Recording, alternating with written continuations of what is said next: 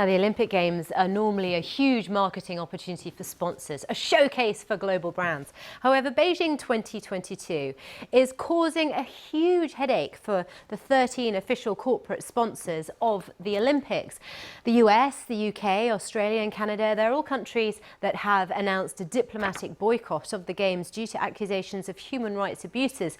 And many sponsors are deciding it's safer just to keep quiet, as our Silicon Valley correspondent James Clayton has been finding out. China's Winter Olympics may have a shortage of snow, but there's been something else missing too. Many of the Olympics' big sponsors have been unusually quiet.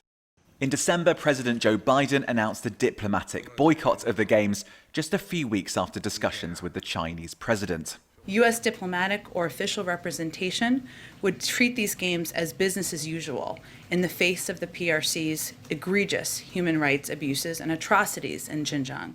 The criticism, China's treatment of its minority Uyghur population. The boycott has left multinational companies that have sponsored the Games in the middle of a diplomatic spat between the US and China. BBC analysis of the Olympics' 13 official partners' social media feeds has found that many sponsors have barely posted about the Beijing Winter Olympics compared with last summer's Games in Tokyo. French giant Atos, for example, tweeted about the Olympics last year dozens of times on its Twitter account, yet has posted almost nothing in the lead up to the Games in Beijing. I don't think that any of them as global brands can afford or are willing to insult the Chinese government or the Chinese people. They feel they're walking on a tightrope.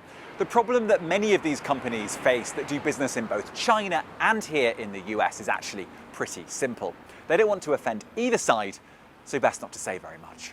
That's what Zumrate Arkin from the World Uyghur Congress found when she approached the Olympic partners. Some of these companies, always promote their own company and values, saying that they're, aiming for inclusivity and human rights and all these beautiful values. But when it comes to China, it's crazy how silent they become.